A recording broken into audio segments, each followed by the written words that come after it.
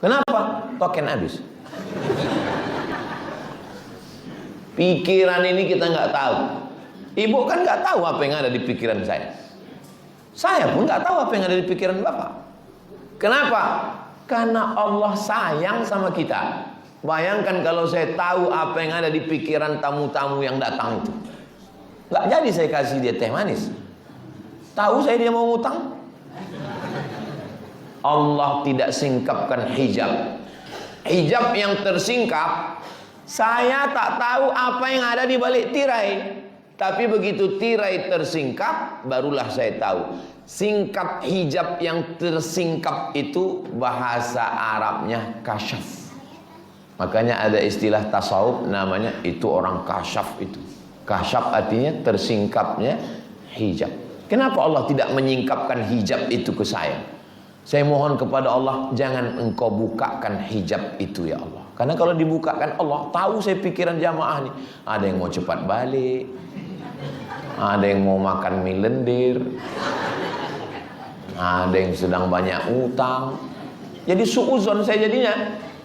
Biarkanlah apa adanya, hidup normal-normal saya. Tapi kalau saya tengok dari senyum jamaah ini dari tadi, ini orang-orang yang nggak ada masalah hidup dan nggak punya utang. Orang bahagia semua. Tapi nggak tahu juga lah ya. Mudah-mudahan yang ada utang segera lunas utang. Wah, banyak juga. Bapak Ibu yang dimuliakan Allah Subhanahu wa taala, masa lalu yang sudah lewat. Kita kalau pakai motor,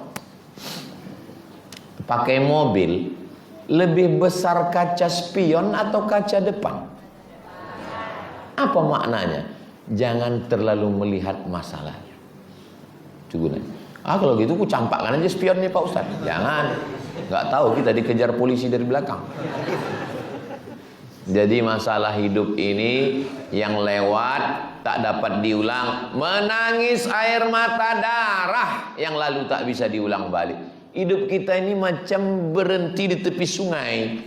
Berhenti kita tepi sungai, nampak kita anak ayam hanyut, nampak kita sampah lewat. Yang sudah lewat bisa balik lagi? Nggak bisa. Ada Pak Ustadz balik lagi? Sungai buatan. Kalau sungai asli nggak bisa. Kita hanya bisa menatap masa depan. Masa lalu kita lupakan. Tapi kita bisa mengambil pelajaran. Ambil pelajaran. Bahwa apa? Bahwa kita dulu pernah dijajah Belanda. Pergi Belanda, Jepang, balik Jepang, komunis. Tapi kita tetap cinta negara. Loh, kok tiba-tiba Ustaz ingat penjajahan? Dipasang orang tuh pula bendera merah putih di sini. Inilah hebatnya Masjid Al-Fitrah. Jadi waktu di syuting Ustaz Somad ini ceramah, nggak ada lagi alasan orang untuk menuduh anti NKRI. Apa kau bilang Ustaz Somad anti NKRI? Tengok merah putih di sini. Sampai begitu pikiran orang Al-Fitrah. Sampai tengok dia, semua dipikirkan. Nggak ada lagi alasan untuk mengatakan alah Batam itu susah payah cari duit, banyak orang melarat. Nggak, kau tengok tempat tisunya emas.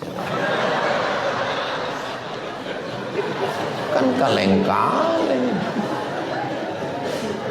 Gitulah. Kita perlu menjaga image. Jangan tunjukkan kita letoy, lesu, lemah, loyo, lunglai sehingga orang menjatuhkan kita, harkat martabat kita. Khudhu zinatakum inda kulli masjid. Kalau kalian mau ke masjid, pakai pakaian yang bagus. Imam Malik bin Anas kalau dia mengajar hadis dipakainya pakaian yang bagus. Saya pernah pergi ke Alexandria, naik kereta api dari Kairo, pergi ke tepi laut Mediterania. Pergilah kami ke masjid. Waktu itu Syekh Ibrahim Abdul Ba'is, ahli hadis, sedang mengajar. Sorbannya, baju jubahnya di dalam warna putih, di luar warna hitam, ada benang-benang emas, sedang mengajar. Kami di bawah menengok dia, berwibawa orangnya, Masya Allah. Menengok bajunya, jubahnya, sorbannya, gayanya. segan, alim, berilmu. Selesai kami dari situ, datang anak Indonesia. Ustaz tengok tadi Syekh Muhammad Ibrahim Abdul Ba'is. Ya. Cuma anak Ustaz, Masya Allah, kaya sekali dia. Bajunya di rumah koyak-koyak Ustaz. Kau tahu dari mana? Ada anak Indonesia yang berkhidmat di rumahnya, waktu mencuci tengok bajunya koyak. Dia hidupnya zuhud Ustaz. Tapi kalau dia ke masjid, dia pakai baju paling bagus. Supaya apa? Supaya orang menghormati ilmu dan menghormati ulama. Begitu. Tengoklah jamaah ini, tengok. Ini bajunya branded semua. Jangan kita tunjukkan kita lemah. Karena sekarang orang kalau menengok kita susah, sepele orang. Nggak dihargai orang. Tengoklah orang sekarang. Kalau bertamu ke rumah orang. Kalau RT, air putih. RW, kopi tak bergula. Tapi kalau camat, kopi susu. Makin tinggi level kita, makin lain penghormatan orang. Tengoklah di komplek-komplek rumah klaster yang dijaga security. Cobalah bawa gitu, pakai helm, pakai masker, supaya orang nggak kenal. Coba tes nanti, pakai motor kita. Tak ada disapanya, tent, capek kita. Tapi coba pakai mobil mewah kita. Bosku, ketua, mau kemana? Emang begitulah manusia sekarang menilai orang. Bapak Ibu yang dimuliakan Allah SWT, maka yang lewat-lewat jangan sampai menyusahkan hati kita. Apalagi sampai menyimpan dendam terhadap orang masa lalu yang pernah melukai kita. Kita hanya tinggal menunjukkan prestasi kita supaya kita tidak sampai larut tenggelam dalam masa lalu. Nanti kalau pergi jumpa psikolog, psikiater, dia hanya akan mengatakan ini kelihatannya batinnya terluka. Bapak Ibu yang ada urusan mau pulang nggak usah khawatir, nggak apa-apa. Saya tidak tersinggung kalau mau pulang. Mana tahu ada acara walimah nikah atau enggak. Demi Allah saya tak bercanda. Saya tengok ibu-ibu berseragam. Mereka ini grup rebana ini. Ada acara. Jangan sampai terhalang acara orang. Saya ini kalau di TV itu ceramah, mana ada orangnya? Saya berdua sama kamera aja tuh. Datang kameramen itu dihidupkannya, dia pun pergi. Saya lah bercakap di situ. Saudaraku dimanapun berada. Begitu entah apa-apa katanya. Nah, cuman kadang kalau saya ngomong tuh banyak orang salah paham. Ini Ustaz ini betul atau menyindir nih katanya. Enggak usah terlalu dipikirkan. Pikiran kita ini kalau terlalu banyak yang kita pikirkan, akhirnya kacau balau dia. Susah terhadap masa depan yang belum terjadi, namanya hammi. Susah terhadap masa lalu yang sudah terjadi, namanya hazan. Allahumma inni a'udzubika minal hammi wal hazan. Baru masuk yang ketiga, wal ajzi, lemah. Lemah. Saya tengok kotak udah mulai masuk. Banyak yang mulai lemah. Nengok kota tuh. Allahumma inni a'udzubika minal hammi, susah terhadap masa depan. Wal hazani, sedih terhadap masa lalu, buang. Yang ketiga adalah wal ajzi, lemah. Karena terlalu memikirkan masa lalu, sedih, jadi lemah. Karena terlalu cemas, khawatir terhadap masa depan, jadi lemah. Jangan lemah. La ta'jaz, jangan lemah. Semangat. Cuman Bapak Ibu, semangat? Takbir. Itu berarti saya udah 45 menit ngomong. Tadi saya mulai jam 5, sekarang udah jam 5.45. Ini semangat semuanya. Padahal belum sarapan ini. Tapi semangatnya luar biasa. Jangan-jangan orang ini udah makan sahur semuanya. Allahumma inni a'udzubika minal hammi wal hazan wal ajzi, lemah. Sekarang banyak generasi lemah. Pagi-pagi buka handphone, tak ada kerjanya. Scroll. Mati kreativitas. Tak bisa beraktivitas. nulis enggak, berkarya tidak, kerja tidak, selonjoran, scroll. Jangan. Ini cara-cara Yahudi untuk merusak anak-anak kita. Main game online dari pagi, petang, siang, malam. Lemah. Generasi yang lemah. Jangan tinggalkan anak-anak kita dalam keadaan lemah. Mudah-mudahan anak-anak kita kuat semuanya. Ini subuh ini kan hari libur ini kan. Libur sekolah, mestinya anak-anak tidur di rumah balas dendam karena kemarin sekolah. Tapi di Masjid Al-Fitrah tuh anak-anak. Tuh anak-anak. Tuh anak-anak. Macam anak-anak, tapi bukan anak-anak.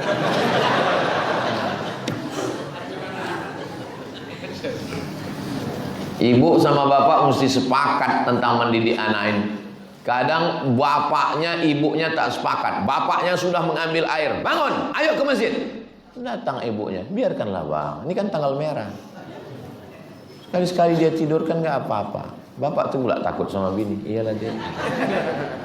Mesti sepakat mendidik anak ini, mesti bersama kita. Jangan lemah, jangan tinggalkan jadi generasi yang lemah. Bapak dulu datang ke Batam ini pejuang. Tapi pas giliran anak penikmat. Giliran cucu penghancur.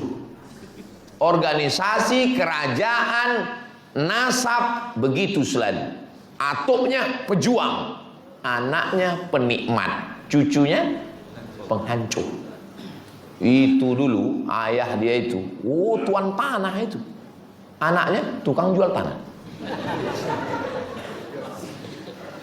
Maka anak-anak kita jangan didik jadi generasi yang lemah. Saya alhamdulillah orang tua saya tidak memanjakan saya. Saya ditinggalkan orang tua saya di Sumatera Utara tahun 1988. Kelas 4 SD saya ditinggalkannya. Habis itu saya masuk lagi ke Muallimin Al-Jamiatul Wasliyah di Medan sampai tahun 95. Habis itu saya ke Mesir 4 tahun. Habis itu saya ke Maroko 2 tahun. Padahal kami adik-beradik cuma 2. Saya anak pertama, adik saya kedua, bukan banyak. Tapi dia tidak memanjakan saya. Kalau sempatlah mak saya dulu sikit-sikit menangis. Mak aku mau ke Mesir. Mak aku mau ke Maroko. Menjadi hantu saya sekarang. Tapi mak saya tak pernah memanjakan. Bahkan saya tes dia tahun 2017 waktu saya mau ke Sudan. Umur dia waktu itu sudah hampir 70. Mak, aku mau ke Sudan S3. Nanti kalau aku ke Sudan 2 tahun aku nggak pulang. Mak tak berani sendiri di rumah ini. Apa kata dia? Pergi kau ambil S3. Masalah aku nggak usah kau pikirkan. Mati itu dimanapun mati.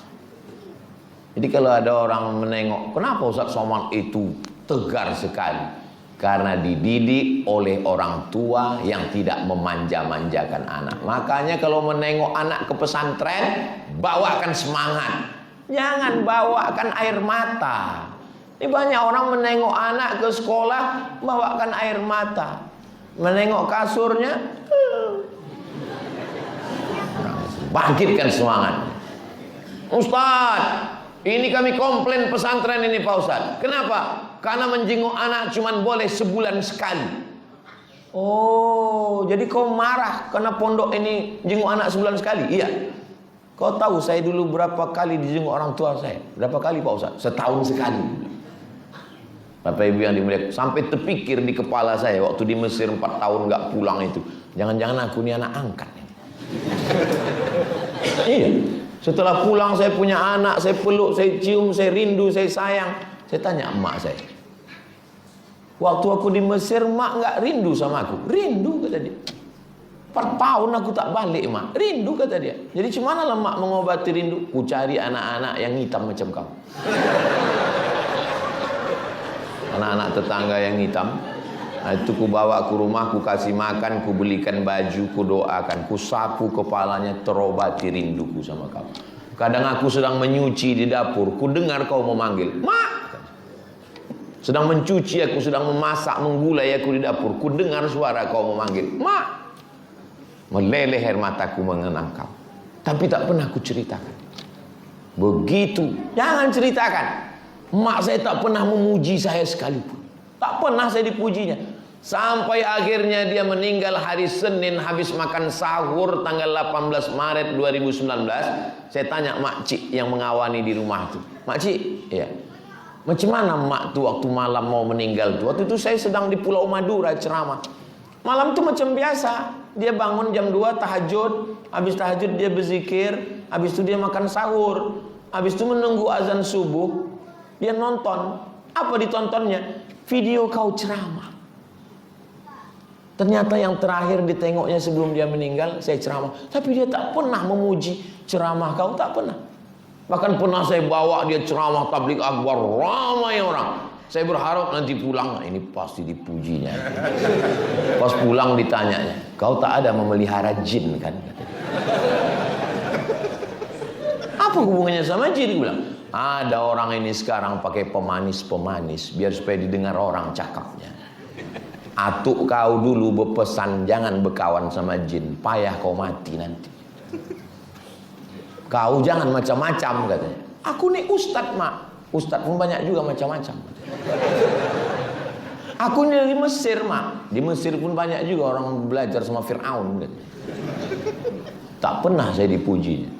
Tapi saya yakin saya didoakannya. Anak itu tak usah dipuji, melambung dia, tapi doakan dia.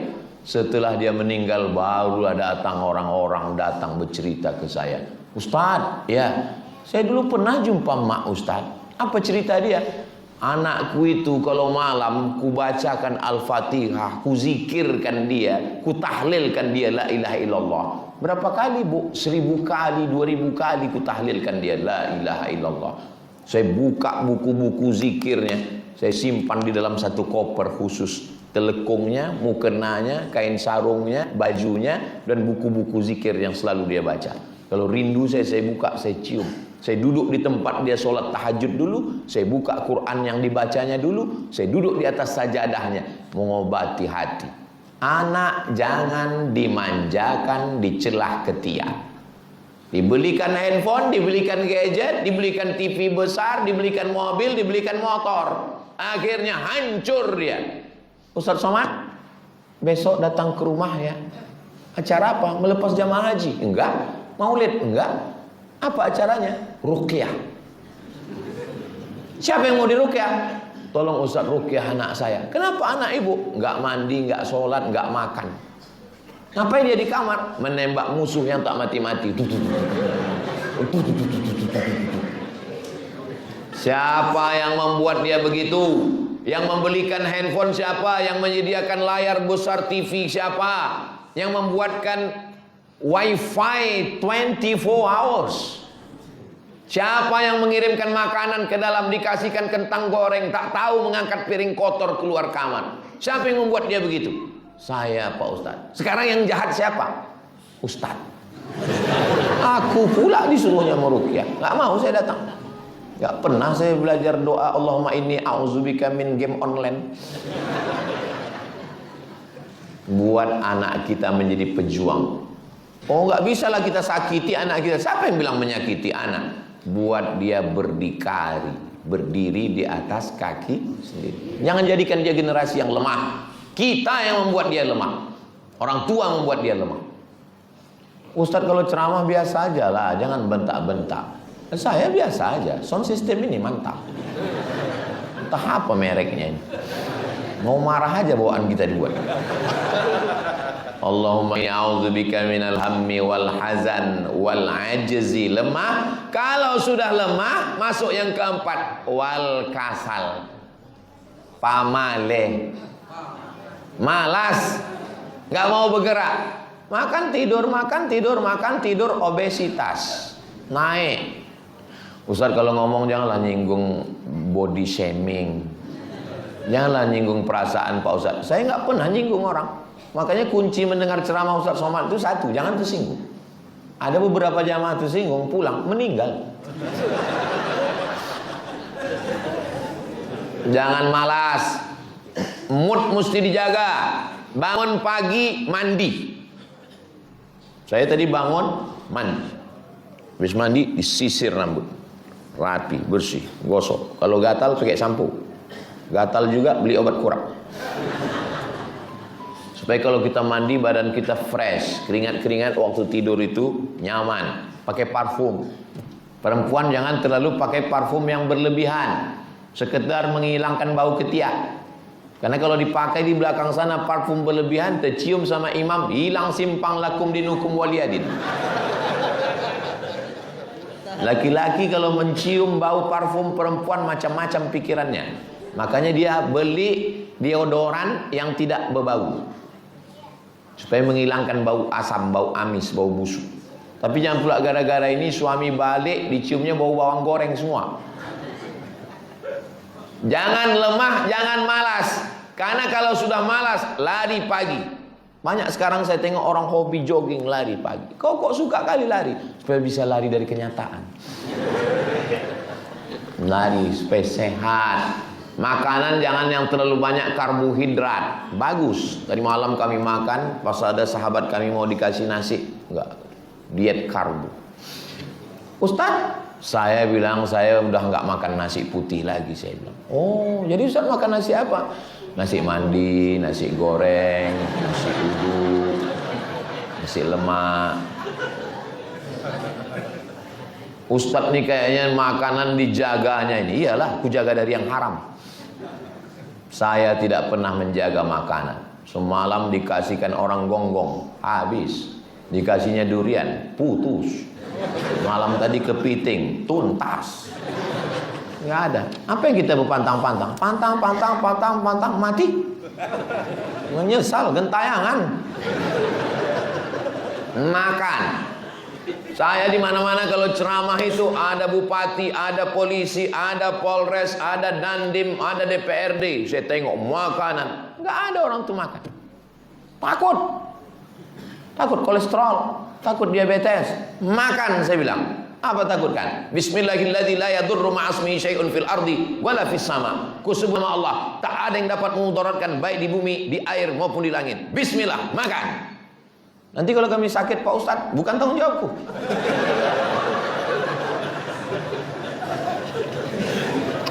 Makan sakit, tak makan sakit. Bagus makan daripada tak makan. Saya di mana-mana ceramah, pejabat-pejabat, orang kaya, konglomerat, datuk-datuk, datin-datin, semua kalau pas lagi terkumpul makanan, siapa yang duluan makan? Ustaz, silakan makan Ustaz. Kalau ada racun di situ, aku mati dulu. Jangan malas. Saya paling pantang menengok orang malas. Semangat. Bangun pagi, selimut mesti dilipat. Jangan dibiarkan kamar tunggang langgang lintang pukang macam kapal Titanic pecah. Ambil sapu lidi, pukul-pukulkan. Mesti bersih. Tak boleh ada kamar bekas minuman, bekas itu, mesti bersih. Begitu, didikan siapa itu? Sebelum TK, sebelum SD, sebelum SMP, sebelum SMA, sebelum pondok, sebelum S1, sebelum ke Mesir. Didikan orang tua, tak boleh malas-malas. Semangat. Allahumma inni a'udzubika minal hammi wal hazan wal azzi wal kasal. Habis sebelah kanan. Sekarang masuk sebelah kiri. Habis sudah waktu. Ternyata kalau kita ceramah di tempat orang yang suka sama ilmu, 1 jam itu waktu begitu cepat berlalu. Ini kan ngaji subuh. Subuh ini banyak orang. Saya terus terang kajian yang berat itu ngaji subuh lah, karena orang tertidur. Saya nggak pernah pasang target 1 jam ngaji subuh. Saya tengok sesuai keadaan aja. Kalau banyak orang tertidur, setengah jam aja cukup. Tapi di Masjid Al-Fitrah ini, tadi saya mulai jam 5, sekarang sudah jam 6. Nggak ada yang tidur orang. Hebat, jangan-jangan orang ini makan apa ini? Habis sudah 30, mestinya 30 menit cukup. Matahari terbit jam 6, kita lewatkan 15 menit, habis itu baru kita sholat sunat isyraq 2 rakaat. Nanti jam 6.15 kita baru sholat sunat isyraq. Kenapa Ustaz jelaskan betul? Karena manusia itu perlu kejelasan. Sebagaimana ibu perlu jelas berapa uang belanja. Sebagaimana seorang perempuan perlu jelas kapan dia mau dinikahi. Dan laki-laki banyak jelas. Kapan abang datang ke rumah untuk meminang aku? Kita nikmati aja dulu. Kok pikir aku goreng pisang? Harus jelas. Makanya orang kalau dengar ceramah Ustaz Somad tahu dia. Ustaz Somad itu 1 jam selesai. Kecuali di Masjid Al-Fitrah 1 jam 15 menit. Kenapa? Ya nggak mungkin kita sholat isyraq sekarang. Kalau saya pulang nggak sholat sunat isyraq ini, saya mau sholat sunat isyraq. Kalau berhenti saya sekarang, saya tengok di belakang tadi nggak ada minuman. Ngapain juga kita berhenti? Kok ada kue-kue tadi, mau saya berhenti. Teruskan aja lah ceramah. Ya. 4 lagi. Allahumma inni a'udzubika minal hammi wal hazan wal ajzi wal kasal wal jubni. Pengecut. Jangan jadi orang pengecut, takut. Saya libur sekolah, saya bawa anak saya, keponakan saya ke pohon pisang yang dekat rumah. Kau kalau ada kawan kau macam-macam, saya tumbuk batang pisang tuh. Tengok. Tapi dia tinggi lehernya. Dia lebih tinggi ulu hatinya sini. Kalau lebih tinggi lagi ada satu lagi. Itu yang paling fatal. Mati dia langsung. Jangan ajarkan anak kita lemah. Nggak boleh. Orang sekarang macam mencincang batang kayu. Dites-tesnya dulu. Kalau terasanya batang pisang, habis kita dicincangnya. Tapi kalau terasanya keras, katanya berdentang, berhenti dia. Tetangga begitu, kawan di kantor begitu, sahabat pun begitu. Jangan lemah. Nggak boleh lemah. Istri pun nggak boleh lemah. Harus. Ibu latihan rebana. Supaya laki itu takut. Kelompang. Ini silap-silap nih, pang aja kata dia. Assalamualaikum Ustaz. Waalaikumsalam. Salah sambung. Betul, saya mau nanya sama Ustaz Somad. Apa masalahnya? Suami saya sedang di ruang tamu sekarang Pak Ustaz. Terus kamu di mana? Saya di atas sajadah berdoa. Jam 2 malam. Kenapa dia di ruang tamu? Dia sedang bawa pacarnya pesta narkoba. Kenapa kau tak mengamuk? Kenapa kau tak melawan? Kenapa kau tak lapor BNN? Kata Ustadz saya, sorga di bawah tapak kaki suami. Ustadz hantu itu. Pembodohan. Lapor kepada Narkotika Nasional. Ini nomornya. Sebentar ya, saya cari nomor BNN. Jangan mau dibodoh-bodohi. Ini perempuan dipanggil. Sini, kau adalah istriku. Hidup matimu di tanganku. Sorgamu di bawah tapak kakiku. Surat tanah, STNK, BPKB atas namaku. Pembodohan. Dalam Islam, laki-laki, perempuan memiliki kedudukan yang sama. Jangan sampai menjadi anak yang pengecut. Saya lagi bawa mobil di Jalan Nangka. Ditabrak orang dari belakang. Turun saya, datang dia. Dia ambilnya tisu, disapunya mobil yang bekas ditabraknya itu. Dah jalan kata dia. Ini dulu nih sebelum viral. Saya tengok dia pakai baju orang kantor itulah. Ada logo-logonya di samping. Samping sudah. Udah nggak apa-apa, jalan kata dia. Saya injak mobilnya pakai sepatu saya. Saya injak, saya gini kan, habis itu saya sapu. Udah, jalan. Sendiri saya. Jangan lemah. Nggak boleh lemah. Mentalnya mesti dibangkitkan. Mentalnya mesti mental pejuang. Kalaulah Indonesia ini dulu lemah, kalau masalah badan, tengoklah orang aborigin di Australia. Suku asli Australia itu aborigin. Badannya tegap tinggi, berotot, seram. Tapi datang orang kulit putih dari Eropa, habis. Aborigin menjadi minoritas di kampungnya sendiri di Australia. Indonesia, datang Belanda yang kulit putih, datang Jepang dengan samurainya. Nggak ada yang bisa menguasai kita. Sekali teriak orang-orang yang hebat, Allahu Akbar, takbir. Langsung pulang Belanda tuh pontang panting, tinggal terong Belanda. Sekali teriak, emang kita ini kecil, pakai bambu runcing, merdeka Indonesia ini. Lebih baik tegak, berdiri, menantang daripada duduk bertekuk lutut. Begitulah kita diajarkan. Jangan ajarkan anak-anak cucu kita menjadi generasi yang lemah, letoy, loyo, lunglai. Nah, ini sekarang banyak orang lemah ini. Berapa tamu yang datang ke rumah saya bertanya, Bapak waktu di masjid kenapa nggak bertanya? Saya mau datang ke rumah Ustadz bertanya khusus. Apa yang mau Bapak tanya? Ada obat kuat nggak Pak Ustadz? Kenapa Bapak nanya obat kuat ke saya? Saya bilang.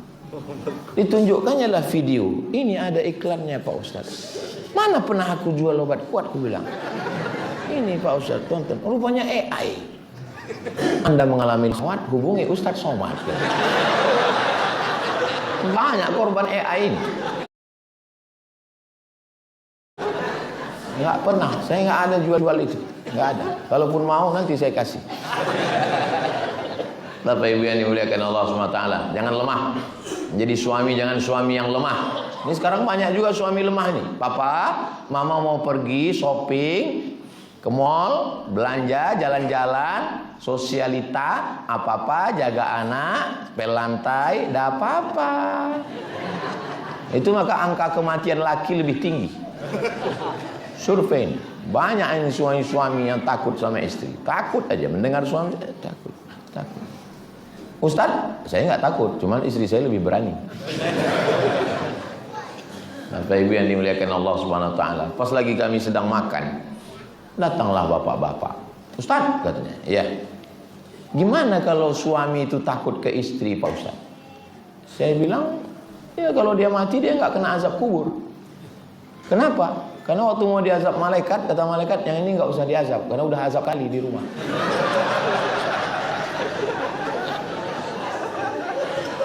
Kok aku tengok dari ketawanya banyak ini. Allahumma inni a'udzubika minal hammi wal hazan wal ajzi wal kasal wal jubni wal bukhli. Nama sifatnya bukhl, orangnya bakhil. Ada namanya bakhil, ada namanya syuh. Dalam Al-Quran ada. Wa may yuqa syuhha nafsihi. Siapa yang selamat dari penyakit syuh. Coba tengok terjemahnya. Syuh, pelit. Bakhil, pelit. Itulah lemahnya bahasa Indonesia. Begini, kita bertiga pulang dari masjid, singgah beli makan roti canai prata. Pas lagi makan, habis selesai makan, giliran bayar. Pas mau bayar, datang si bapak. Berapa bro? Dikeluarkannya duit 15.000. Dia aja lah dibayarnya, diri dia sendiri aja. Itu namanya bakhil. Tak mau dia meleleh duitnya itu untuk orang lain. Itu namanya bakhil. Yang satu lagi, pas mau giliran bayar, pura-pura dia terkencing belakang. Duit dia, jangankan untuk dia, jangankan untuk orang lain, duit dia pun tak mau dimakannya. Itu lebih parah dari bakhil. Namanya syuh. Nama sifatnya syuh, kikir. Kikir. Macam mana kikir? Itulah habis digeseknya orang semua kikir. Syuh namanya. Orangnya syahih. Tapi insya Allah kita ini adalah orang-orang yang selamat dari bakhil. Wal bukhli. Allahumma inni a'udzubika minal hammi wal hazan wal ajzi wal kasal wal jubni, pengecut. Wal bukhli, yang ke-7. Wa ghalabatid daini. Karena pelit, bakhil, duit tak mau dia makan, akhirnya dia ngambil duit orang, ngutang. Saya pernah diomongin orang, Ustadz, kita ini PNS, kalau bisa gaji kita itu jangan berkurang. Saya waktu itu baru pulang bingung, gimana cara gaji nggak berkurang? Jadi duit mana kau makan? Kan ada uang sundul, uang sipak, uang tanduk, uang Bisa gaji itu bertahan. Makanya waktu PNS, saya sudah resign dari PNS 2019. Waktu PNS dulu, saya dibilang PNS bodoh. Kenapa? Karena SK saya itu tak pernah saya pakai untuk minjam. Saya nggak berani minjam. Datang jamaah mengasih duit, Ustadz Somad, ini kami kumpulkan duit 50 juta. Untuk apa Pak Haji? Untuk kami kasih ke Ustadz sebagai DP mobil. Nggak usah bayar Pak Ustadz. Karena kami tengok mobil Ustadz ini nanti khawatir kami mogok di tengah jalan. Saya bilang, lebih baik aku pakai mobil lapuk daripada aku berutang. Saya bilang sama istri saya, aku kalau mati, aku tak ada utang. Karena dari dulu makku melarang berutang. Kata dia, kau lebih baik susah daripada kau dijengkali orang. Hari ini bapak ibu baik sama aku, ku pakai 50 juta. Kalau terjadi sesuatu masalah nanti, kalian ukur aku. Alah Somad itu, duitnya kan dari aku tuh dulu. Ya boleh. Kita bisa bicara lantang kalau kita tidak makan duit orang. Tapi kalau sudah tersumbat mulut kita payah bercakap. Ustaz ini apa hukumnya? Bapak ibu yang dimuliakan Allah SWT, bakhil. Mudah-mudahan Allah menyelamatkan tidak lebih bakhil dan tidak dililit utang. Mudah-mudahan yang ada utang ditolong Allah selamat dari utang. Yang terakhir, kalau sudah dililit utang, wa ghalabatir rijal, dikuasai orang lain, debit kolektor. Kalau sudah dikuasai orang lain, mendengar suara gas motor dekat mencret. Dan mencret. Ketakutan, cemas, jantung detak jantung itu tak normal. Kalau detak jantung yang normal itu macam jantung saya ini. Itu yang normal. Tapi kalau yang tak normal itu, kenapa jantung itu tak normal? Disebabkan dua. Yang pertama, jatuh cinta. Yang kedua, jatuh tempo. Oke, kita baca sama-sama. Ikuti saya. Allahumma inni a'udzubika minal hammi wal hazani wal ajzi wal kasali wal jubni wal bukhli wa dhala'id daini wa ghalabatir rijal. Nanti kalau pas mana tahu tahlilan, balik haji, balik umroh, disuruh orang berdoa, bacakan itu. Silakan doa Pak Ustaz. Allahumma inni a'udzubika minal hammi wal hazan wal ajzi wal kasal wal jubni wal bukhl wa dhala'id daini wa ghalabatir rijal. Itu doa banyak utang itu. Karena aku tengok kalian punya rumah ini berutang semua. Sampai juga jam 6.15. Sepanjang-panjang saya ceramah beberapa hari ini, inilah jam yang paling besar. udah pas, udah cocok ini. Karena di beberapa masjid saya tengok payah penceramah itu mau nengok waktu, karena dipasangnya pula jam di belah samping. Cuman khotib mau nengok jam di samping. Ini udah betul. Nah, jadi penataan masjid ini udah bagus. Kadang ada beberapa masjid itu lampunya cantik tapi mati. Tak hidup, ini hidup. Pas ditanya kenapa mati lampu, efisiensi. Mudah-mudahan Allah Ta'ala menjaga kita semua. Keluarga kita sakinah mawaddah warahmah. Anak keturunan kita soleh dan solehah. Hati kita dijaga hingga kita husnul khatimah. Dan nanti kita mati bersama dengan Rasulullah SAW. Akhirnya saya tutup dengan pantun penutup. Menangkap puyuh di Bukit Selasih. Thank you dan terima kasih. Kami Pak Ustadz ada yang orang Jawa. Ini pantun khusus untuk orang Jawa. Madiun lemah teles, matur nuwun Gusti Allah sing balas. Ana wong Jawa keng. Pripun kabare panjenenganipun? Muga-muga sing melu acara subuh iki padha kabeh mlebu nang surga. Tadi katanya Minang. Jawa. Pas saya tanya Minang katanya iya, pas saya tanya Jawa iya. Saya tengok mukanya itu aja yang jawab. Karena kita sudah menjadi Indonesia. Terima kasih segala perhatian, mohon maaf segala kesilapan dan kekhilapan. Salat sunat isyraq 2 rakaat, usolli sunnatal isyraq. raka'ataini lillahi ta'ala. Siapa yang sholat subuh berjamaah, duduk berzikir mengingat Allah sampai terbit matahari, lewatkan 12 menit waktu tanduk setan, sholat sunat isyraq 2 rakaat, kanat lahu ka ajri hajjatin wa umrah, dapat pahala macam haji dan umrah. Hadisnya hadis hasan dalam kitab Sunan At-Tirmidzi, jangan ragu untuk mengamalkannya. Tak bisa tiap hari, hari libur Sabtu Ahad pun jadilah. Assalamualaikum warahmatullahi wabarakatuh.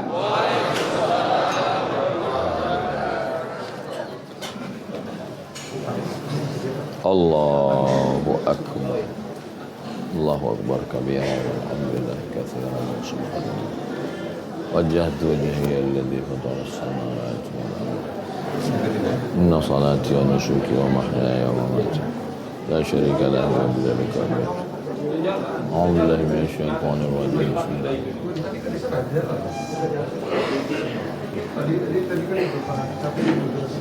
Bismillahirrahmanirrahim.